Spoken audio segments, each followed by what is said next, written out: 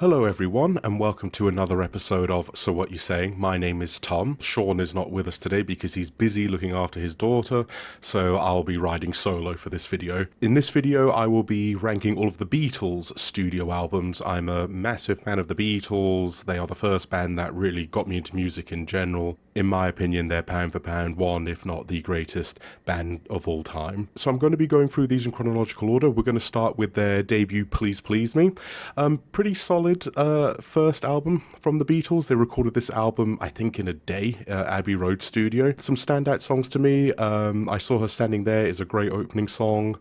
Please Please Me is a classic. Love Me Do, another great song. And the album ends with Twist and Shout, which is a song that the Beatles really made their own. I think that was the last song they recorded before finishing the album, hence the reason why John's vocals are absolutely torn to shreds by the time he gets around to singing the lead vocal part on that song. It's not an album I go back and listen to that often, save for the songs I've just mentioned and a few other songs. Songs like Misery, for example, I quite like that song. Production-wise, it is what it is. It was recorded very, very quickly. Compared to what they will later go on and do, for me, this album sits in the average category. Moving on, we have their second album with the Beatles. I believe by this point Beatlemania had really overtaken the globe, both in the UK and America. Once again, this album I don't really listen to that much. There are some great songs, including It Won't Be Long. All My Loving's on this album as well. That's an absolute classic. Till There Was You, I Wanna Be Your Man, which are other songs I give a listen to every now and then. Really enjoy the last song in this album, which is Money, That's What I Want. I understand it's not a Beatles original, but they had a knack for making songs their own. Once again, like Please Please Me, bearing in mind the albums that are to come, this album sits right in the average category next to Please Please Me. Great artwork though, that's an absolutely iconic photo of the Beatles. Moving on to their third album, A Hard Day's Night.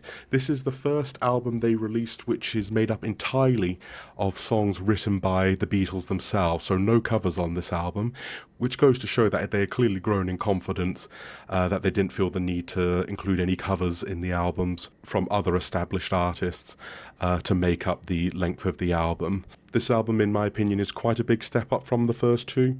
You've got songs like A Hard Day's Night, I Should Have Known Better, If I Fell, Can't Buy Me Love, an absolute banger of a song on this album. Things We Said Today, in my opinion, is one of the most underrated Beatles songs. I never hear anybody talking about that song when it comes up in all-time great Beatles songs. That is an amazing song. Hard Day's Night, I'm very happy to put you in the good category. Real step up from the first two albums, in my opinion. Following on from A Hard Day's Night, we have Beatles For Sale. Out of all the albums listed here, this is the one I listen to the least. By far my least favourite album. I think they were sort of really exhausted by the hectic touring schedule. You know, sometimes they were doing 3, sometimes 4 performances a day, and everywhere they went they were absolutely hounded. You can tell by their faces on the album cover that you know, they look a little bit frazzled, shall we say. Songs that stand out on this album to me are No Reply, that's a pretty decent opener. 8 Days a Week is a Beatles classic. I Follow the Sun's quite a decent song as well. One thing to point out, that they clearly heavily relied on covers to fill up the space on this album. There are a lot of covers on this album. It's pretty much 50-50, you know, half the album made up of Beatles songs, the other half made up of covers. One cover that stands out for me is Rock and Roll Music, the Chuck Berry cover. I think Lennon does a great vocal performance on that song. I also think George Martin, their producer, plays piano on that song as well, so it's one of those songs where all 5 members of the Beatles, if you will, appear together. Not a great album, definitely the worst of their catalogue. Beatles For Sale, you go into the bad category. Next we have Help, which is their 5th studio album. A much needed return to form, in my opinion. This has some of their best songs they've ever written on this album. Of course, the song Help is an absolute classic. I Love the Night Before, I Need You, that's a great George Harrison song. Yesterday, one of the most, if not the most covered song of all time. Just a masterpiece of a song. You've Got to Hide Your Love Away, absolutely love that song. Ticket to Ride, how could I forget that song? That's got a very tasty drum beat from Ringo there. Yeah, Help, an album I go back and listen to quite often. I will put Help in the good category. Now we move to Rubber Soul. This album, in my opinion, is where the Beatles really took off in terms of the quality of their songwriting. Don't get me wrong, the first 5 albums all had great songs on there, but Rubber Soul, to me, it's a flawless album from start to finish. Starting with Drive My Car, Norwegian Wood, what a song that is. George Harrison gets out the sitar in that song and plays a nice little melody on that. Nowhere Man, amazing vocal melodies in that song. You Won't See Me, Michelle, If I Needed Someone, What Goes On, In My Life, one of my favourite songs of all time.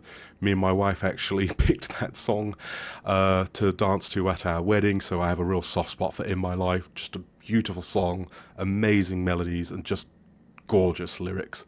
I also note that the cover doesn't include the band's name on it, just the name of the album. I mean, they were so recognisable by this point. Everybody knew what the Beatles looked like. Rubber Soul, you are going into masterpiece. Just an amazing album. And how do you top a masterpiece like Rubber Soul? You follow it up with another masterpiece in Revolver. Revolver is my favourite Beatles album. I love everything about it. Every single song is a 10 out of 10, if not close to a 10 out of 10 song. The artwork is also iconic as well. Great album cover. Every single song sounds so different from the one that came before it, starting off with Taxman, followed by Eleanor Rigby, followed by I'm Only Sleeping, followed by Love You Too. Sonically and stylistically, all those songs sound very different to each other. Here, There and Everywhere, just an amazing song with beautiful harmonies and a great lead sung by Paul McCartney. She Said, And Your Bird Can Sing, even the deeper cuts like Dr. Robert, just amazing songs. I really don't have a negative thing to say about this album. It's in my top 10 albums of all time. Revolver, you are going next to Rubber Soul in masterpiece. Next we have Sgt. Pepper's Lonely Hearts Club Band. I mean, what can I say about this album which hasn't already been said? Love the album artwork, one of the greatest, if not the greatest album cover of all time in my opinion. The Beatles had stopped touring by this point because they realised the one place where they were truly happy was creating music in the studio, and by this time they'd started writing and creating songs which at that point of time was just not possible to replicate live. Some people argue it's a concept album. I mean, I suppose I can see where they're coming from. A lot of the songs don't really relate to each other lyrically wise, but I can see where the argument for a concept album comes from. If I had to nitpick a few things, I'm not the biggest fan of the George Harrison song on this album. I can really take or leave that song. Also, this album is really missing Penny Lane and Strawberry Fields Forever. Those songs didn't make it onto the album because, of course, they were released as singles. Ideally, with those two songs being included on the album, it would have just taken it to the next level. I mean, if that's even possible. That aside, Sgt. Pepper's is a masterpiece, one of the most important albums ever made, not just for rock and roll, but for pop culture. You go into masterpiece. Next up, we have Magical Mystery Tour. I believe it was initially released as an EP, but then it was quickly repackaged to be released as a full-length feature album. Bit of a step down from the last 3 albums they released, in my opinion. Penny Lane and Strawberry Fields do make it to this album, as well as Hello Goodbye and All You Need Is Love. By the way, All You Need Is Love, probably a controversial opinion here. That is one of my least favourite Beatles songs. I really do not like All You Need Is Love. I just think it's so cheesy. I just don't like that song at all. Magical Mystery Tour is a decent opener. The Fall on the Hill is a pretty fun song. I think the song this album's most known for is I Am the Walrus, probably the trippiest Beatles song ever written, and also one of my personal favourites. Doesn't quite make the cut for masterpiece. There's a few songs on the first half of the album that I can take or leave. Your Mother Should Know, not a big fan of that song. I don't particularly like Baby You're a Rich Man either. Magical Mystery Tour, you are a great album. Next we have the White Album. For the longest time this was my favourite Beatles album, but over time I've sort of soured on it a little bit. That's not to say this is a bad album. Far from it, this is a really good album. Dear Prudence is one of my favourite Beatles songs. I actually get a kick out of Obla Di Obla Da. I know a lot of people cringe when they hear that song. Julia, just an amazing song written by John Lennon. Blackbird, one of the greatest songs ever written, period. One of George Harrison's best ever songs is written on this album, that being While My Guitar Gently Weeps. Glass Onion, love that song. I'm pretty sure Paul McCartney did some of the drumming on this album as well. Him and Ringo had a bit of a falling out, so Paul had to take on drumming duty for at least 2 or 3 songs on this album. Helter Skelter, I know a lot of people argue this is the genesis of heavy metal. Not entirely sure if I agree with that opinion, if I'm honest with you. Revolution 1, another great song. Can't say the same for Revolution 9. The thing is with this album, being a double disc album, it demands a lot from the listener. It's a very, very long album, and double albums are very hard to get right because for every good song, it just seems like whatever song they wrote during that time period just went on the album. And I felt like it lacked a little bit of quality control in certain areas. Songs like Honey Pie are dreadful in my opinion. Piggy's not a huge fan of that song. Rocky Raccoon, you get the point. The White Album, really great album, not a masterpiece in my opinion. I get the feeling people will be strongly disagreeing with me in regards to the rating of that album. Next we move on to Abbey Road. What a way for the Beatles to end their career. Abbey Road is one of the greatest albums of all time. It's my second favourite Beatles album. It's also got incredible artwork as well. People still cross the zebra crossing to Abbey Road to this day. Come Together is a great opener. Every time I go to a pub here in the UK and there's a covers band playing, you're almost guaranteed they're going to play Come Together. By this point, George Harrison had grown into an amazing songwriter with Something, one of the greatest love songs ever written, and Here Comes the Sun, which is I think the most listened to Beatles song on Spotify. It was also the first Beatles song I listened to. That was the first song which really made me stop and pay attention to what was going on within the song and the melody and the lyrics itself. It just had a huge impact on me when I was younger. I enjoy Octopus's Garden. I really enjoy Maxwell's Silver Hammer. The medley of songs they do at the end I think are all really, really good for what they are. However, the final three, Golden Slumbers, Into Carry That Weight, Into the End, what a way to sign off on your final album. Just amazing. I know there's the hidden track, Your Majesty, but I don't really include that. Abbey Road, amazing album. You go into masterpiece.